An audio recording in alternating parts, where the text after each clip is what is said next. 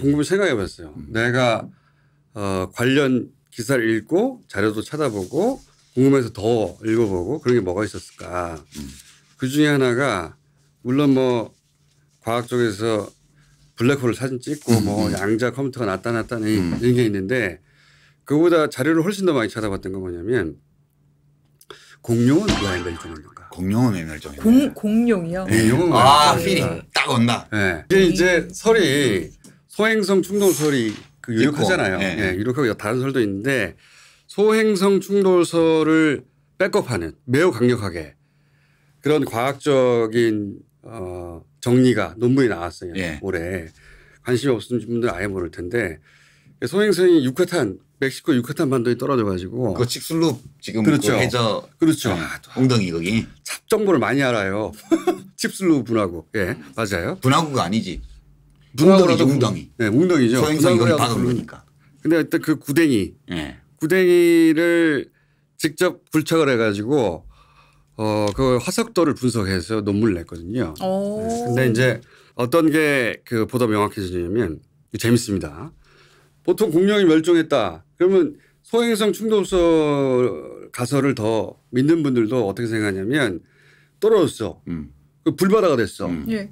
그리고 혹은 쓰나미가 왔어. 물에 빠져 죽었거나 불에 타 죽었다 공룡이. 예. 대충 이렇게들 받아들이고 있거든요. 나는 아닌데. 찹정보가 너무 많아. 자, 근데 좀 더 정밀하게 제가 무슨 일이 있었는지 정리해 드릴게요. 빵 떨어졌어. 빵 떨어졌는데 그게 안반이 있었을 거 아니에요. 그 안반이 그 엄청난 고압과 고온에 증발한다고요. 순식간에.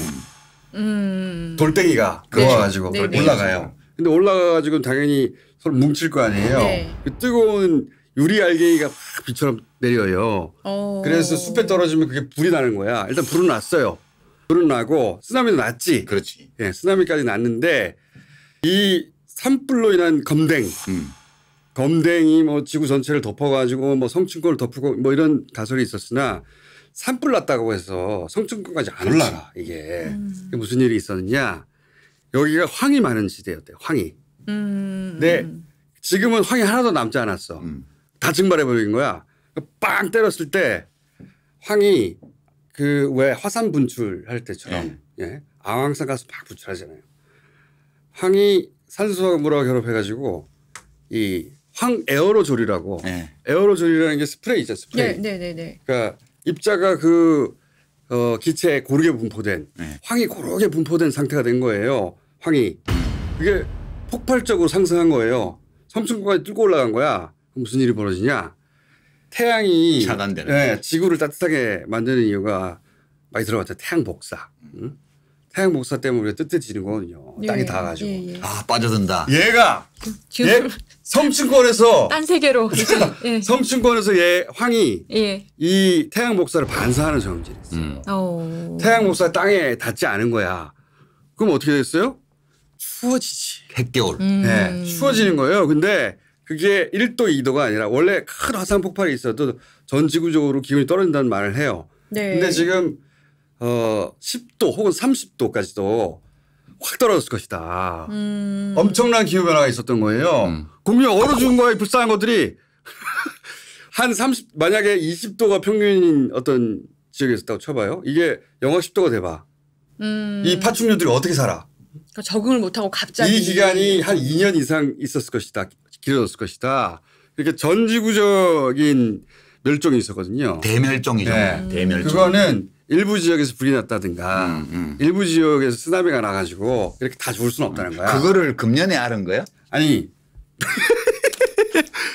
그거를 강력하게 뒷받침하는 그 설을. 이제 증거가 나왔지. 물질적 증거가 올해 나왔다는. 훨씬 더 구체적으로. 그래서 이게 왜 재밌냐. 저는 이런 게 재밌거든요. 사람이 되기까지의 과정. 뭐 이렇게 뭐 진화의 과정이었다든가 혹은 어떻게 하다가 유인원이 나왔을까. 나의 지금을 있게 만든 것. 이게 항상 저한테는 흥미거리예요. 근데 만약에 6,600만 년 전에 하필이면 그 지역에 행성이 안 떨어졌어 봐. 소행성이. 그러니까 다른 지역에 떨어져도 이런 일이 안 벌어져요. 하필이면 황이 많은 지역에 떨어진 거야. 하필이면 물도 많고. 그래서 이 황 에어로졸이 형성된 거거든요. 그게 막은 거.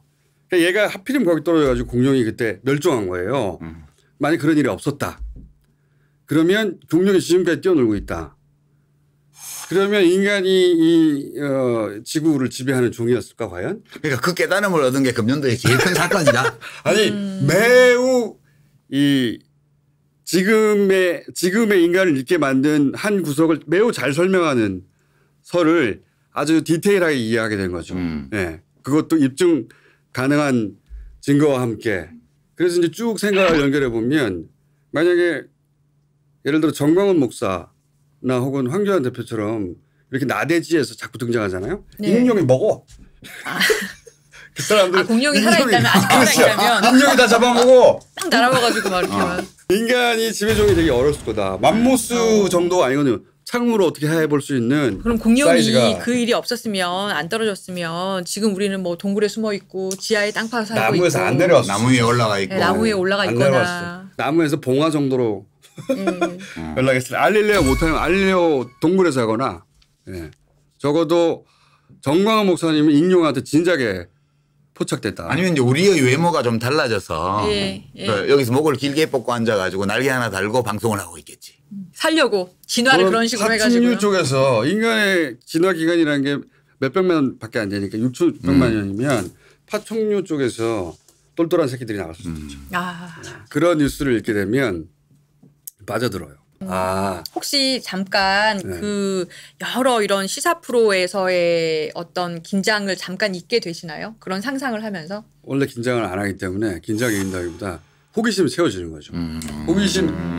호기심 중 일부를 정확하게 설명할 수 있는 과학적 원리 같은 게 습득이 되면서 즐겁죠.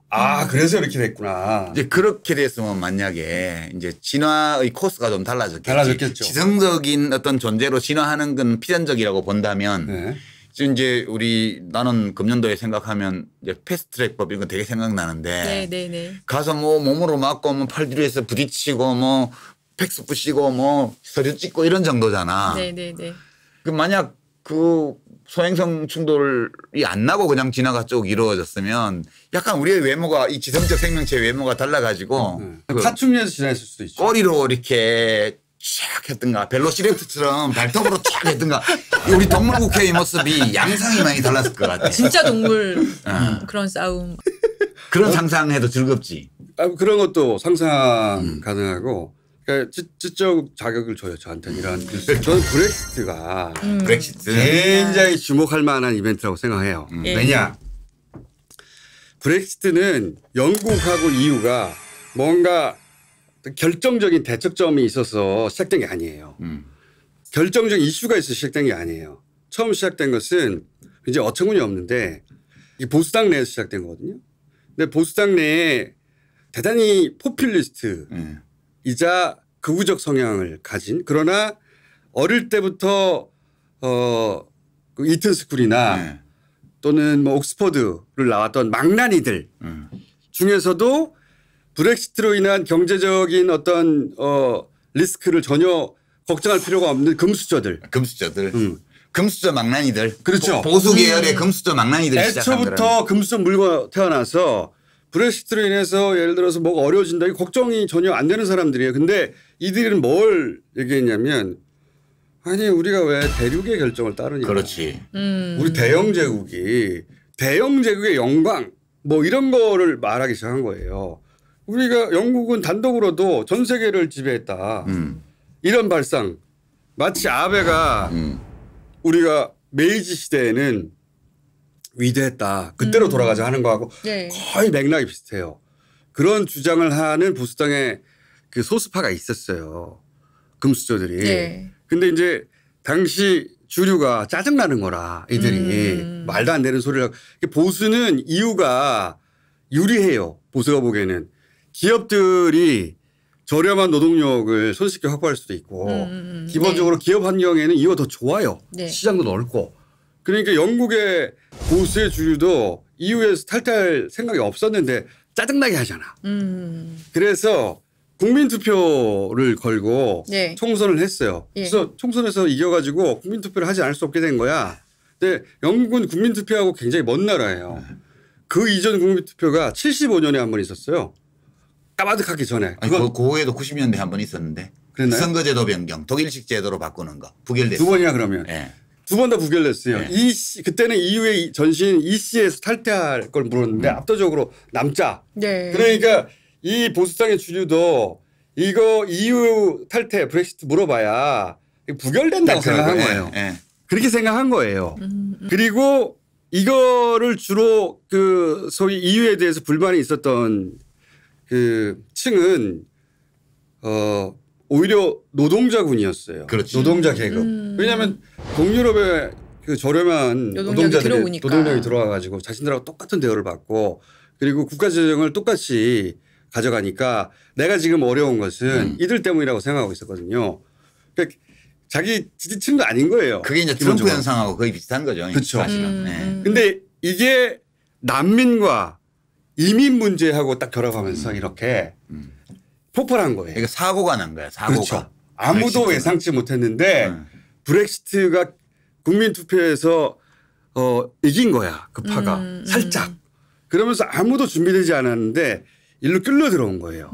그러면서 그 소수파가 목소리가 커져가지고 당권도 잡고 결국은 그런데 이렇게 쭉 이렇게 가잖아요. 이게 브렉시트 하지 않을 수 없게 됐어요. 예, 얼마 전 총선에서 또 보수당이 압승했잖아요. 그러니까요. 왜냐하면 브렉시트 가지고 난장판이 됐거든. 아무도 준비되어 있지 않으니까 아무도 결정을 못 해가지고 이 지겨운 거야. 이제 브렉시트 결론 내라고 보수당의 표를 몰아줬어요. 오히려. 그래서 이제 브렉시트는 되게 생겼어요. 되게 생겼는데 그러니까 실제로는 아무도 가리라고 생각하지 않았던 그 길을 이 극우가 바로 하다가 시대 상황과 맞물려 가지고 여기까지 와버린 거예요. 그러니까 이제 우리나라에도 시사점이 있다. 그렇죠. 그거 게다가 이게 대영 제국의 영광을 되돌리기를커녕 네. 아마 스코틀랜드는 이제 분리 독립한다고 할 것이고 이제 싸움이 크게 날 거예요. 그렇죠. 우리는 EU에 남고 싶다. 그리고 북아일랜드도 이미 그 아일랜드하고 경제가 거의 통합됐는데 그렇죠. 국정선을 다시 둔다고 하면 걔네들은 야 우리 이제 같이 그냥 여기랑 있을래 네. 할 수 있거든요. 그러니까 네. 대영 제국은커녕 이 UK 유나이티드 킹덤 오브 잉글랜드하고 웨일즈만 남게 생겼어. 그렇죠. 예. 쪼그라들게 생겼어요.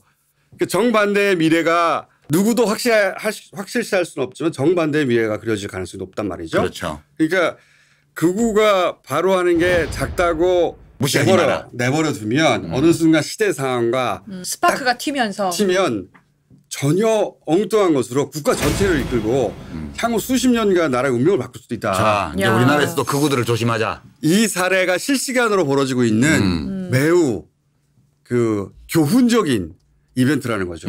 이거 주목해서 봐야 된다. 이거 보고 배워야 된다.